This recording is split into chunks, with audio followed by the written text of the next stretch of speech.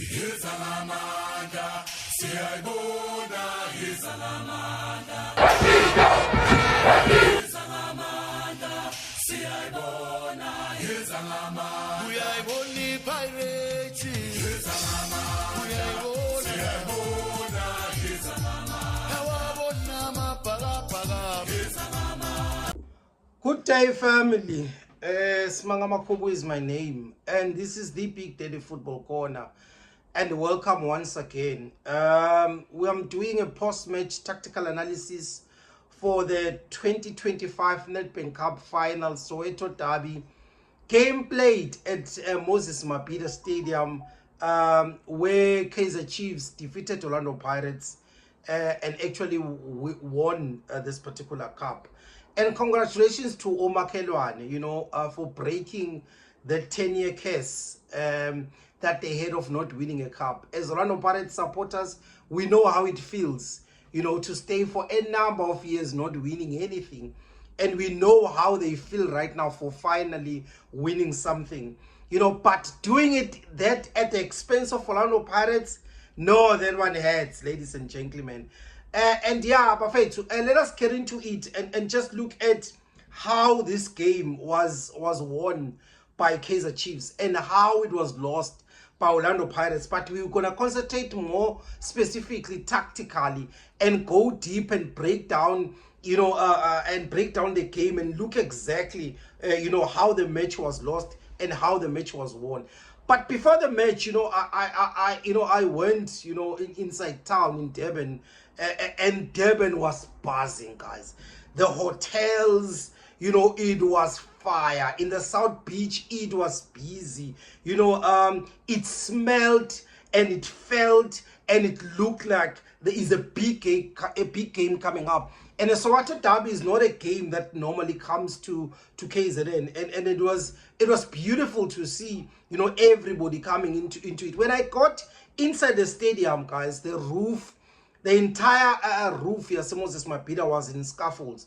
And I just felt, wow, that is a hazardous area, to bring a lot of people into that area, into that stadium. I don't know how it ended up, that game being played into stadium that was still, with the scaffolds. And if there was any time where those scaffolds could have been touched by so many fans and some drunk, it could have been disaster. But yeah, it's what it is. The other thing that I observed, guys, is in South Africa, this thing called Muti. People believe so much and teams believe so much. Do you know how much or how the Kaizer Chiefs and Orlando Pirates area, like the bench, was guarded? I think Orlando Pirates, I counted something like 5 people that were guarding that area. And Kaizer Chiefs were poking Orlando Pirates, trying to throw, whatever they wanted to throw, or water or anything on the Orlando Pirates brain. I don't know how many times a fight broke in that area, with Kaizer Chiefs trying to access the Orlando Pirates bench, And then let us just look at the game when it started in the first half. For me, when I look at the first half, I just saw that both teams, Orlando Pirates and Kaizer Chiefs, they wanted to correct all the wrongs that were done in the first game. In the derby that Orlando Pirates won, I think in this game was a game where both teams wanted to correct. From Kaizer Chiefs' side, you could see that they did not want to allow Orlando Pirates to isolate both their fullbacks on 1v1 situations, because in the first leg it gave Orlando Pirates the edge and advantage, and that's how Cross even got a red card. In this time around, they ensured Nkota was double marked for the entire game. Dove didn't even jump the center line. He kept he kept being on the Kaizer Chiefs side, and he was assigned to ensure that he keeps Nkota in check.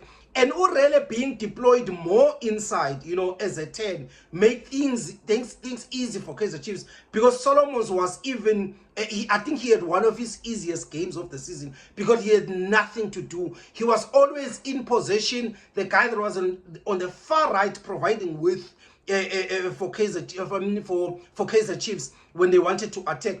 Also, they pinned Uhoto, he in his own half, and on short, he doesn't provide that with and the pace on the left-hand side. I think we could count how many times Uhoto jumped into the final third in this instance, right? And then from Orlando Pirates, I saw them winning all their first balls, which is something that they struggled with in the Soweto derby. Ulilepo for me was a passenger the entire 90 minutes. He had nothing to do because Orlando Pirates was picking up all the first balls. Usibisi for me played well and ensured he wins the first ball as well as in TLB, and they won the entire first balls, and it made Ulilepo, unable to play because normally they will play him as a reference player and drops the ball, then they pick up the second ball. And Orlando Pirates dealt with the first and the second ball, and that was very interesting. Utiano as well, he played very much close to his marker, in that instance, and ensured he doesn't give the winger Umodi space and time to receive on his own. So they corrected what they happened previously when Ilepo was a problem, especially in the second half, receiving on his own and giving them space and time, because Orlando Pirates will play narrow most of both their wing backs, just to ensure they keep the central corridor intact. But in this game, Utiano ensured that. Also, it helped Orlando Pirates as well, because Uhoto did not have much to do on the left-hand side, because Chiefs played a 4-4-2 and they played more Guston Sirino inside as opposed to playing him on the wing in this instance. So they had no right winger in my own view. That's why they pushed their right back to provide the width on the right-hand side. Again, Orlando Pirates started games very slow. They conceded a goal from a penalty. I always refrain, guys, from in my analysis to talk about referee's decision. I leave that up to you to be the judge, right? But Orlando Pirates conceded from that soft penalty, and Kaizer Chiefs were 1-0. Again, another game that Orlando Pirates start slowly. Then Orlando Pirates scored in that particular game. But I just want you to remember what I said in my pre-match tactical analysis before the Soweto derby. And this is what I said about Kaizer Chiefs' inability to defend the far post. They always leave the far post unguarded and poorly defended. Look at the cross against Chippa United that came from their right-hand side. Far post, poorly defended, 2-1 V situation. Again, versus Marumo Gallants, they conceded from a similar 2v1 situation. Bavuma parried the ball, and from an overload on the back post, boom! Goal scored. Their weaknesses exploited and punished. And this is exactly how Kaizer Chiefs, conceded that particular goal in the far post, which is something I mentioned before. But I was very angry, for the entire match for Unkota, because he wasn't utilizing his strength of carrying the ball with power to the far post using his left. He was always hitting balls whenever he had access or he had space and time, to take a shot. He was always, taking shots to the near post where Peterson is already covered. I don't know, I think it was about 2 or 3 times where I was like, when I was in quarter, man, just kill the ball in the far post because that's your strength. And I felt that he did not use his strength. I was very impressed by Umbata, in the entire game, especially his physical duels. I think he won every physical duel that he went against, which was very impressive for me because it's not a trait that I thought, I thought that he had. And for me, he showed me another different side of his game that I wasn't familiar with. And then in my halftime analysis, when I looked at the halftime, the score was 1-1. From Kaizer Chiefs side, I was impressed about their change of formation. The fact that they played a 4-4-2. And the idea was to use both strength of Uduba, both strength of Ulilepo at the same time. Whenever they play a route one or they have a build-up play, they wanted to ensure they will use the physicality Lilepo to win all the first balls, then collect the third ball, the second balls, and then attack Orlando Pirates. And if they want to then use speed and they use the area and the corridor of uncertainty, and then they will use Uduba speed to attack that particular area. Orlando Pirates also dealt with with Kaizer Chiefs threat with ease, and I was very impressed how they managed to close both strikers' strength in this particular instance. This move really to the wing, because in the Soweto derby, it did not work when Rele kept on receiving the ball in the central corridor, because it's not an area, that congested area is not an area where he likes to play. He always wants to receive from the wing, then decide whether he's going to take the wing or cut inside. And for me, he was more deployed more on the inside, and I just felt that it did not give Orlando Pirates the edge. That's why Solomons had a very relaxed game, because he did not have any threat on the right side. And just to prove my point, in the first leg, the technical bench of Orlando Pirates, they actually moved to railing to the inside and into the outside, and that's why he became a danger. Why they could not do into this game, I still do not understand. And then I then said to myself, what does both teams need to do? To win this particular final in this game. Before I go there, by the way, let me also talk about Kaizer Chiefs analysis in this particular game. For me, Sirino was the best player in my own view in the first half, and you're not gonna see this thing, by the way, if you are watching the game on television, because the off the ball runs that he did in the first half, but he wasn't receiving the ball into those. His positional intelligence, guys, when he's able to find space in between the lines, because he was always occupying that free area that Orlando Pirates in the first half. It was clear that the pivotal space, was poorly defended by Orlando Pirates. And we're going to talk about it, how then Kaizer Chiefs went and exploit that particular area after Sirino is scored. But in the first half, he was always in that area and always free. And I was like, Orlando Pirates, watch, something is coming there, right? In the second half, for me, it was the most beautiful second half, especially tactically, because I think there was a lot of detail tactically in that particular second half. And then I was like, let's talk about how Orlando Pirates went on to lose the match, because they lost the match in the second half, right? Number one, wrong substitutions from Orlando Pirates, for me, is what lost them the game. Removing the threat that the Orlando Pirates attackers had, and that Kaizer Chiefs struggled to defend against, for me, was where we lost the match. Again, the timing of the sub is another factor that made Orlando Pirates because for me, Makgopa was subbed too early, because the mobility that he had up front is the one that was causing problems, for Kaizer Chiefs. And when he was subbed, they had this huge sigh of relief to say, wow, the threat is gone. Nkota, for me, was subbed too early as well, because the speed and direct attack that he made on Kaizer Chiefs, the threat that he gave Udove, as soon as he was taken out and bringing a central midfielder, it took away that winger threat and that winger attack. And I think Kaizer Chiefs said, wow, thank you so much, Orlando Pirates.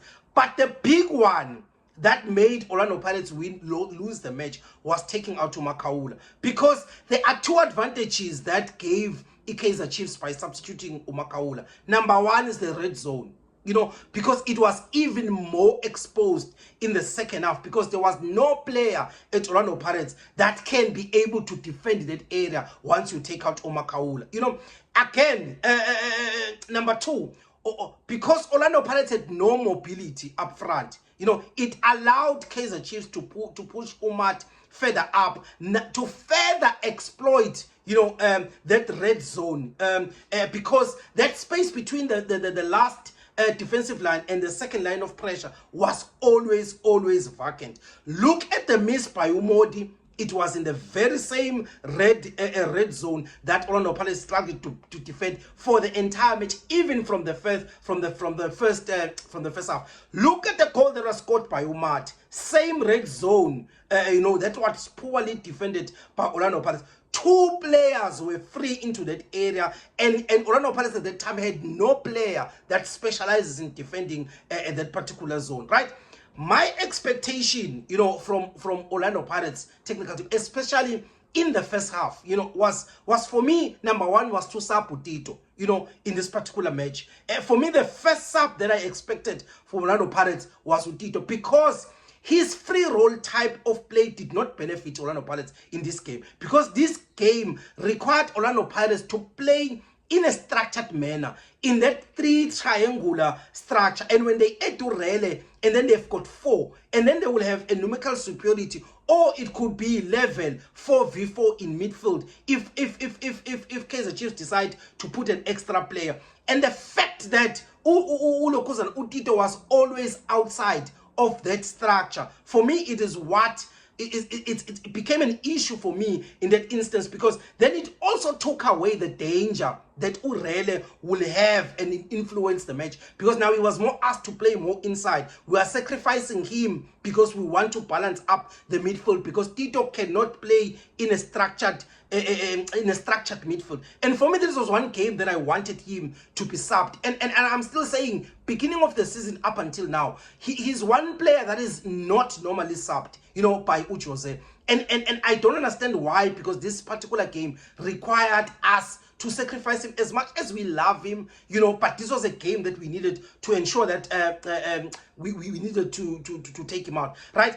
This is another game that I wanted the technical team to actually play smart, because this is a game where they needed to take the game into extra time, because Kaizer Chiefs is not used to playing high intensity, high speed games and also play over the 90 minutes, because they have not played high intensity games just like Orlando Pirates because of the CAF Champions League. And I knew that after 90 minutes they're going to struggle in terms of ensuring that they maintain the pace of the particular game. For me, in games of consequences, I honestly think that the Orlando Pirates technical team have failed Orlando Pirates fans, and they have failed the team entirely, because in matches where we need them to plan smart is when because if they are not there, because even in the Pyramids game, you are leading the game 2-1. Lock the game. Don't be naive and bring Udlamini and bring Utito and want to attack when you are playing away. Lock the game. It's CAF Champions League. Bring another CDM. Another issue that I also have is Orlando Pirates playing without a CDM. In this particular game, to say there was no team, there was no Mosele, to say if Makaula is not there, you bring, oh, if you want to ensure that you play with a 6-6, you have an option in midfield. But we did not have that in the bench. And for me, it was like, wow. Sapping Utiano for Ushandu doesn't add any value to Orlando Pirates in my own view. Actually, it takes away the qualitative superiority at fullback that Utiano has, because he is one of the best right backs in the country, in the top 5 of the best right back in the country. For me, that sub still today doesn't make sense. And one can say you are bringing fresh legs, but you are taking away quality, and you are bringing a player that gives you nothing in that particular role, right? What did Kaizer Chiefs do to win this match, right? When Makgopa was subbed, they brought Umthetwa instantly. And for me, that was a smart move from Nabi, because he saw that Orlando Pirates' attack has changed from being dynamic and it was going to be static. It's moved away from using speed, it was going to use more strength. And the better player that is suited for such a game, it was Umthetwa. They also ensured that they keep poking and exploiting the red zone. By bringing Mushabalala and bringing fresh leg, they ensure they ensured it was the red zone now had even numerical superiority into that red zone by pushing Umat into that. For me, that was actually a very, very, very smart move from Kaizer Chiefs. Again, that pentagon mid shape from Kaizer Chiefs was the masterclass, because it prevented Orlando Pirates from playing through the central corridor and utilizing the pockets that where Orlando Pirates mostly likes to operate. For me, guys, I'll say it again. Orlando Pirates lost the match when they substituted Makaula and they gave away that particular win, that particular game to Chiefs. That naive decision-making from the technical team, for me, it was poor decision, again, from the technical team, Orlando Pirates, especially in a very, very crucial game for Orlando Pirates. This loss for me, just like the Pyramids match, solely sits at the Orlando Pirates technical team. But if there's anything that I've missed, let me know. Share, like, comment, and let's talk about the game and how Kaizer Chiefs won. Congratulations, Maki.